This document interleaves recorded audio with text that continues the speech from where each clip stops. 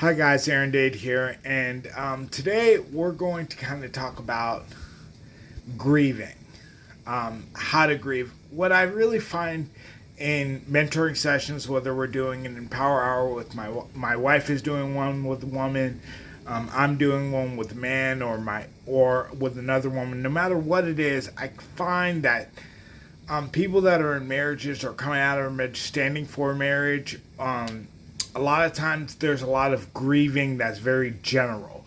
We're just grieving. We're kind of just almost sitting in the closet with the door closed, just crying, crying, crying, and there's nothing specific that we're grieving about. We're just grieving. We're just frustrated with whatever the situation is, and we're really focused on our pain and not our breakthroughs. So this is the time where my wife does a really good job of bringing up even the smallest, tiniest breakthrough and really appreciating that breakthrough to its fullest extent.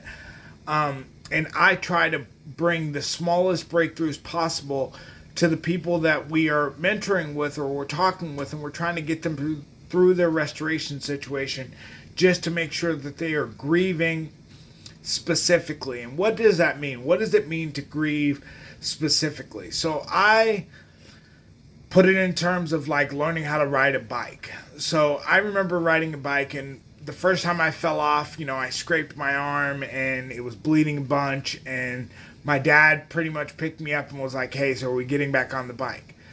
What happened in my brain though was the interesting part to me, is that my brain specifically remembers the pain on my arm, the blood that was on my arm, the blood that ended up getting on my clothes. It remembers all these different instances and wounds that I dealt with that I didn't really talk about outwardly. I didn't really express those directly, but subconsciously my brain then made a decision when I got back on the bike that it was worth whatever the risk was worth getting back on the bike.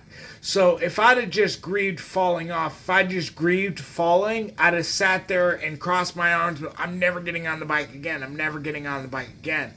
And you're really hurting your breakthroughs. You're really hurting yourself when you don't approach it from a way of, I'm really going to think of the specific things that happened in my marriage, my first marriage, that my carnal marriage that really is causing it to be the way that it is. And it a lot of times people just, when they're grieving about their marriages, that a lot of times it's just grieving. If it's a man, oh, he never listened to me, he never did this, he never did that. It's not really specific enough to constitute as grieving. If it's a woman, she was always paying attention to other things. She didn't respect me and my decisions. However, they're not specific enough. So, how specific did I get? Because I'm sure that people are wondering about my testimony. If you know anything about our testimony, we did get divorced and remarried. So there was a time where there was a separation where I had to grieve. And at first there was some grieving in general. But one thing that stands out specifically to me is, oh my goodness, the dreaded Hallmark movies.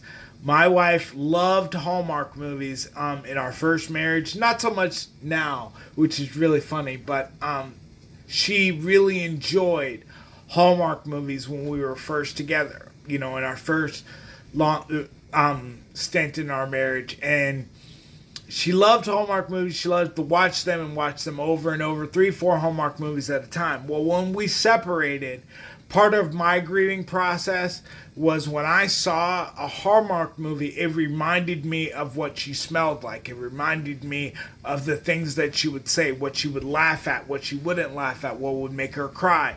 These are the types of things. It was that specific, though. Those are the type of things that I grieved, that independent time that I spent with her, the smile that she gave, that made me feel joy, at the time. And then when I was able to grieve that specifically, including the Hallmark movies with the bad acting, when I was able to grieve the fact that watching those movies and stuff like that with her and spending that time with her, I'm not able to do that right now. It allowed me to make the decision that being able to spend that time with her again is worth the risk of going through this restoration all the way again. It was like getting back on the bike. My mind had made up whether it was worth the risk or not, or whether this was too much pain. I wasn't so focused on the pain anymore.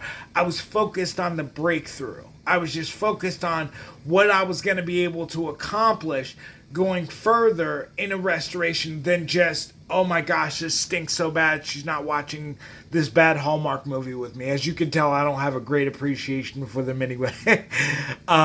However, my wife loved them, and at the time she loved them, and that was one way that I was able to grieve specifically. When it came to my children not being around my kids, my oldest, I definitely remember that she just loves to dance, and she loves music, and she loves to sing. And so when I would hear different songs that I knew that she would like, I was able to grieve the look on her face and her expression, the warmth that she would feel from listening to music. I was able to grieve that specifically. And so then now that has grown our relationship to higher and higher heights because we both enjoy music, and then I can see how that can take her to a higher level. But again, if I had never grieved that specifically, I would not be able to be where I am now.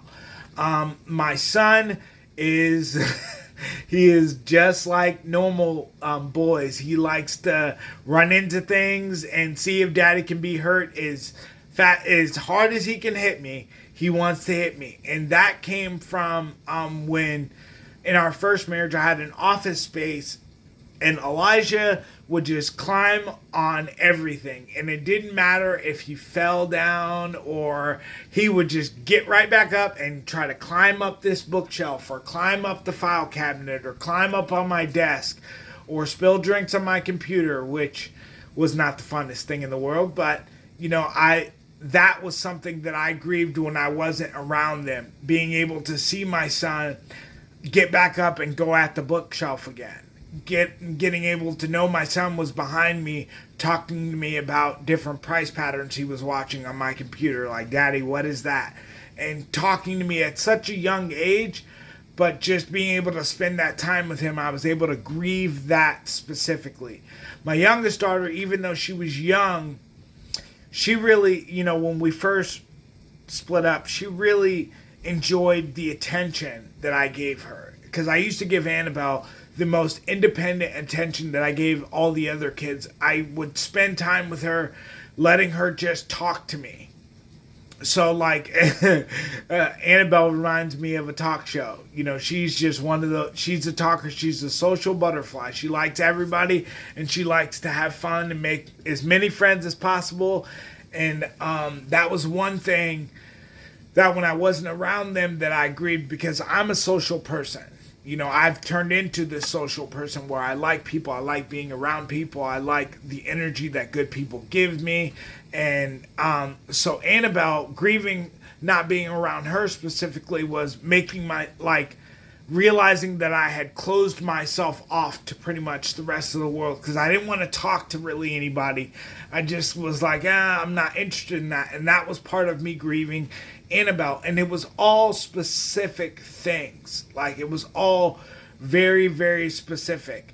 With Elizabeth, it was whenever I would see Frozen, even though that movie drove me nuts, it reminded me of Elizabeth, because she loved that movie to bits. It was Eli climbing up on things and falling down. It was Annabelle just in her.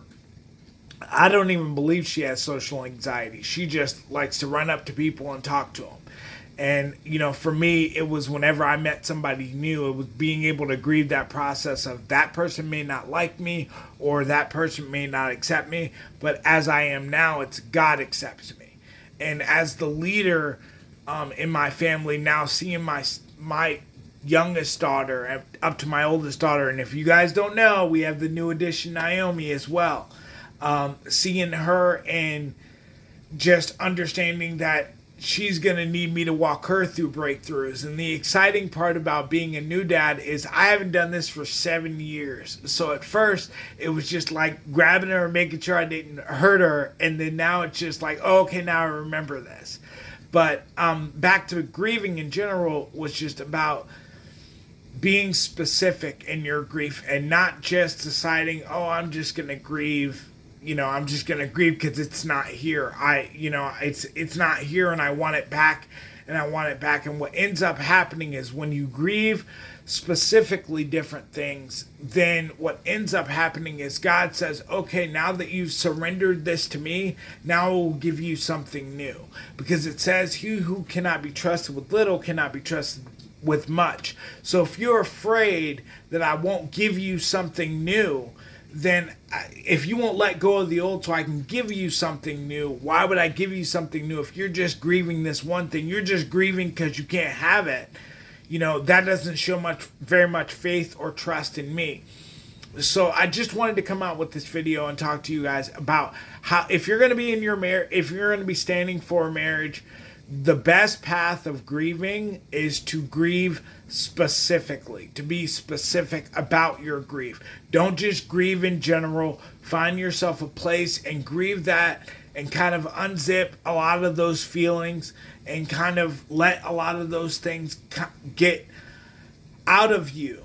You can't carry all that baggage around, and if you don't name it out specifically, then it'll just sit there. So let those things come out of you. And as you let them things come out, then God will heal those wounds and bring new things and bring more exciting, fun things to your relationship. And so any relationship, that's a friendship and definitely a marriage. If you're having any, for those of you that are experiencing some prodigal symptoms, whether you're dealing with one or you're kind of acting like one yourself, because I had some too. I dealt with some prodigal symptoms myself. I understand what that's like, and I think that was more part of me not wanting to identify my pain and not wanting to live in a different realm or ignore that pain and kind of just skip over it. And so then I did whatever it was that I could as an imitation, and it did not actually make me happy. It made me it made things worse. So even if you're having prodigal symptoms, grieving specifically is going to do nothing but help you. Putting off your grief and acting like your grief doesn't exist is going to put you in a place that's not going to get you the breakthroughs that you're looking for. And again, this is just how to grieve. And I thank you very much for watching this video. This is Aaron Dade, and I'll see you guys soon.